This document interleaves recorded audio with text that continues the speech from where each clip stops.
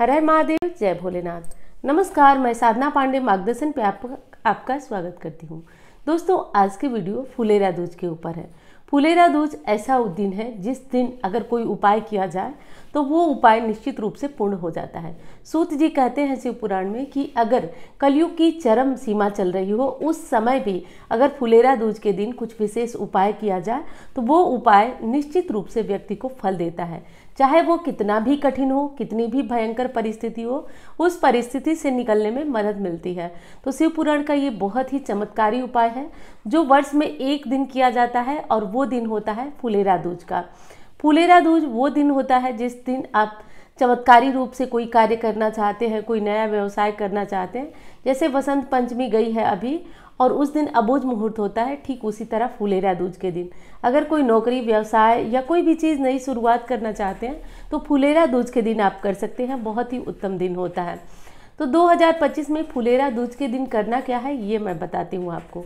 दोस्तों, सबसे पहले तो फुलेरा दूज का दिन काफ़ी विशेष इसलिए भी हो जाता है क्योंकि शिव पुराण में इसका वर्णन है कि इस दिन ब्रह्मा जी ने अपने कटे सिर को पुनः पाने के लिए भोलेनाथ की आराधना की थी। और तभी से सूत जी द्वारा बताया गया है कि जो मनुष्य कलयुग के चरम सीमा में भी अति परेशानी से जूझ रहा होगा वो इस उपाय को करेगा तो निश्चित रूप से उसे आराम मिलेगा और व्यक्ति को जो उसकी इच्छा होगी, इच्छा मनवांछित उसके वरदान भोलेनाथ देंगे।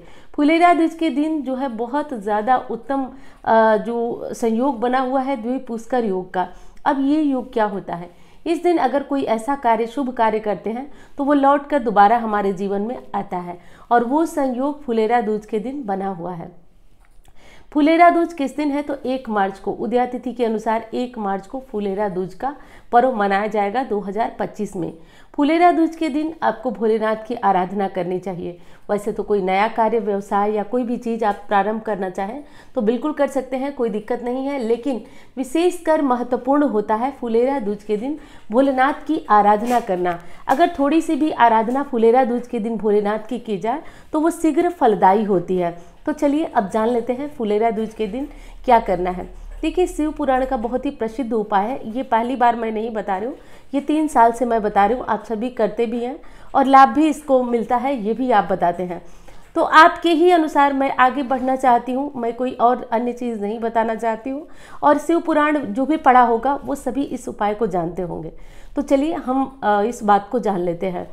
देखिए, आपको करना ये होगा कि फुलेरा दूज के दिन आपको चाहिए धतूरा। धतूरा, अब बहुत लोग कहेंगे कि उसी दिन धतूरा तोड़कर उसी दिन अर्पण करना है तो नहीं मिल पाएगा। तो पहले भी आप इसे तोड़ कर रख सकते हैं। वैसे जो है वीडियो थोड़ा सा आपको लेट मिली है क्योंकि जैसा कि आप जानते हैं इधर रात्रि जागरण वगैरह तमाम समस्याओं के कारण थोड़ा सा व्यस्तता बढ़ी है और इसलिए नहीं हो पाया। लेकिन मैं प्रयास करती हूँ।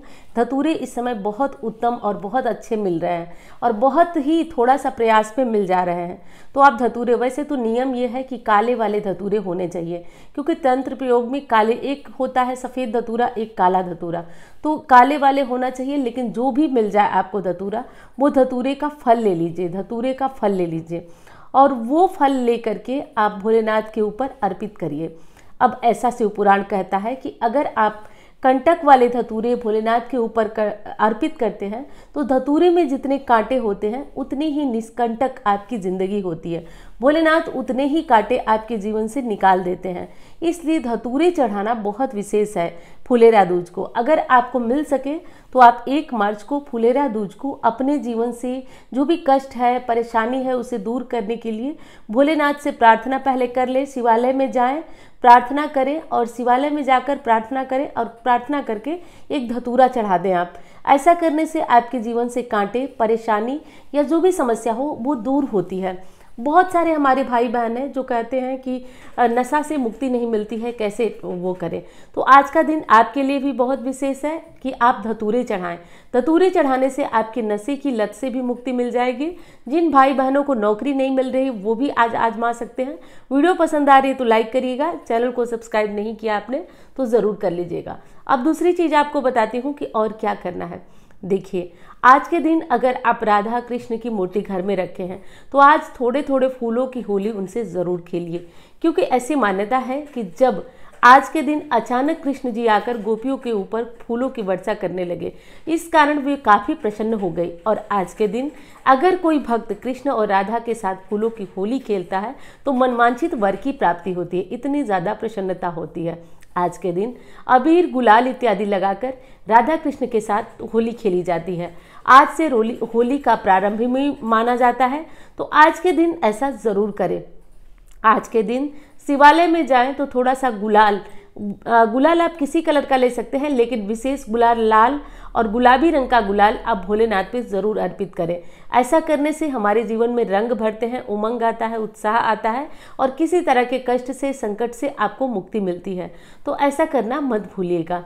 अब दूसरी चीज़ कि अगर कोई नया कार्य आप शुरू करना चाहते हैं, काफ़ी लंबे टाइम से इंतजार में हैं, तो आज मौका बहुत अच्छा है। फुलेरा दूज का दिन है।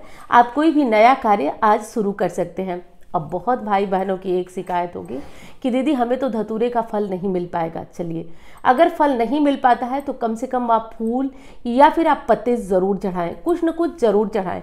धतूरे का फूल ही वैसे शिव पुराण में बताया गया है कि जब ब्रह्मा जी का सिर कट गया तो सबसे पहले उन्होंने इस उपाय को किया, ब्रह्मा जी ने ही किया, और इससे उनको पुनः सिर की प्राप्ति हुई थी। तो इसलिए ऐसी मान्यता है, सूत जी द्वारा ये कहा गया है कि कलयुग का चरम चले और तब भी लोग ये उपाय करें तो उनको फल मिलता है।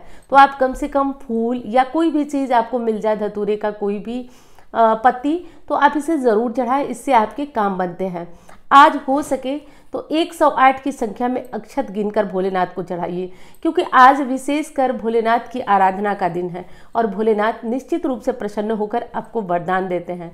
तो फुलेरा दूज का दिन है, कम से कम आप घर में पूजन करिए, पार्थिव पूजन करिए, और अगर नहीं कर पाते हैं तो आप मंदिर जाकर के भोलेनाथ के ऊपर ये सारी चीज़ें अर्पित करिए। वैसे धतूरा तो किसी शिवालय में जाकर ही अर्पित करने से विशेष फल देता है। अब एक चीज़ और बता दूं, फल ना मिलने के पीछे भी कुछ कारण होता है। जैसे कोई उपाय मैं बता दी, आप गए और झटके से कोई अन्य पूजा पाठ नहीं कर रहे हैं, केवल उपाय कर रहे हैं, तो यहाँ पे ये गलती आपसे हो रही है। हर स्थिति में आपको ध्यान ये देना होगा कि आप कोई भी उपाय करें उससे पहले थोड़ी पूजा कर लें, थोड़ा पाठ कर लें, थोड़ा नियम कर लें, तभी जाकर के कोई उपाय करें। ऐसा ना हो कि आप एकदम जल्दी जल्दी में जाएं और जल्दी में जाकर केवल उपाय करके चले आएंगे। अगर इस तरह से करते हैं तो भगवान भाव देखते हैं, आपके कर्म नहीं देखते हैं। अगर भगवान कर्मग्राही होते तो बहुत सारे ऋषि मुनि बैठे हैं जिन्होंने भगवान की प्राप्ति नहीं कर पाए। और अगर बहुत सारे ऐसे भक्त को देखा जाए तो जो बिल्कुल विश्वास से पूजते रहे और भगवान की प्राप्ति हो गई, तो भगवान भावग्राही हैं, कर्मग्राही नहीं है। तो हमेशा भाव से पहले उनका पूजन करिए। उनका पूजन करने के बाद आप फिर धतूरे चढ़ाइए या धतूरे के पत्ते चढ़ाइए या फिर चावल के दाने चढ़ाइए। और एक प्रार्थना है आपसे कि अगर जैसे कि परिस्थितियाँ कोई भी रहे, आप समझ सकते हैं, जैसे समय से पहले आपको वीडियो मिल जाती है उस तरह से अगर आप चैनल को सब्सक्राइब कर देते हैं, वीडियो को लाइक करते हैं, तो मेरा भी हौसला बढ़ता रहेगा और समय से पहले मैं आपको वीडियोस देती रहूँगी। तो मेरे कहने का ये मतलब है कि कोई भी भाई बहन जो भी हो, आज शिवालय जाने से मत चूकिएगा। हो सकता है कि धतूरा आपको न मिल पाए, चावल के दाने मिल जाएंगे, हो सकता है वो भी ना मिल पाए आपको, धतूरे की पत्तियां तो ज़रूर मिल जाएंगे, फूल तो ज़रूर मिल जाएंगे। तो धतूरे का वैसे तो पंचांग भी चढ़ाया जाता है, जड़, फल, फूल, पत्ती, तो कुछ भी चढ़ाया जा सकता है, लेकिन विशेष धतूरे का फल महत्व रखता है यहाँ, तो इसे ज़रूर चढ़ाइएगा। आज अबीर, गुलाल राधा कृष्ण के ऊपर घर में रखे हैं तो ज़रूर चढ़ाइएगा।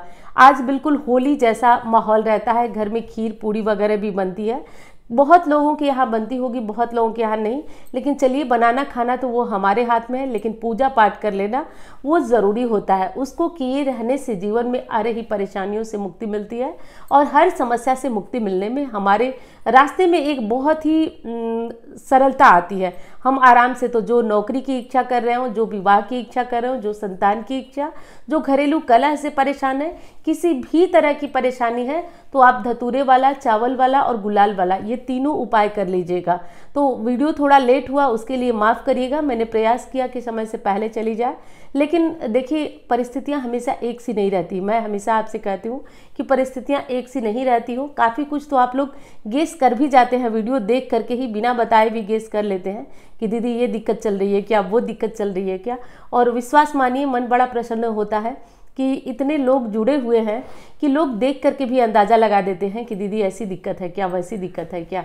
आज इस समय ऐसा क्यों नहीं हो रहा है। तो बहुत अच्छा लगता है, क्योंकि जिस युग में कोई अपना नहीं पहचान रहा है उस युग में आप लोग अपनों से बढ़ के करते हैं, तो ये देखकर बड़ी प्रसन्नता होती है। बस इतना कहना चाहती हूँ कि आप लोग बहुत खुश रहिए, और बहुत सारी प्रार्थना भोलेनाथ से मैं भी जाऊँगी शिवालय, और बहुत सारी प्रार्थना आप सभी के लिए करूँगी। आप सभी खुश रहिए। जो लोग भी मार्गदर्शन पे विश्वास करते हैं, बाबा उनके विश्वास की लाज ज़रूर रखेंगे।